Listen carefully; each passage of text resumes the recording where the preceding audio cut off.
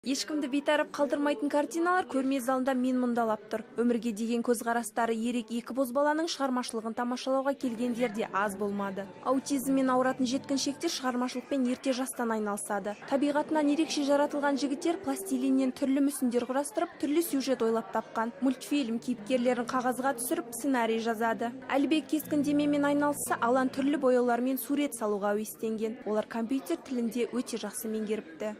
Бірден білмедік, где-то 2,5 жасқа келгенде ғана ойлана бастадық. Бір жылдай бізге ондай диагнозды айтпады. Сатыр деген центр бар ғой осында, сол балалардың кемістігін анықтайтын психологтармен сөйлесетін сондай жерде бірінші рет айтты бізге аутизм. Неше түрлі кісілердің, жануарлардың, сосын мультфильмдердің геройларын барлығын өзі оны есіне сақтайды. Және соны жасайды өз қолыменен. Әбілхан Қастеев атындағы орталық музей әлеуметтік маңызды жобаларға үнемі атсалысып отырады. Мұндай шаралар ерекше дарынды балаларға өмірден өз жолдарын табуға көмектеседі.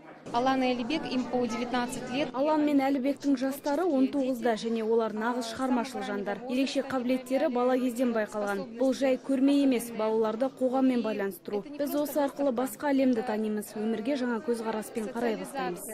Аутизм бүгінгі күні мамандардың назарын өзіне аударған жұмбақ құбылыстардың бірі. Елімізде осы дертпен ауыратын балалар саны соңғы 10 жылда 20 есеге өскен. Дұрыс диагноз қойылмағандықтан олардың саны жыл сайын артып келеді. Дәрігерлердің айтуынша аталған дертпен ауыратын жасөспірімдердің барлығы дерлік талантты бола бермейді. Сондықтан осындай ерекше балаларға қоғам тарапынан қолдау керек. Айта кетейік, алматылықтар көрмені қаңтар айының соңына дейін тегін тамашалай алады.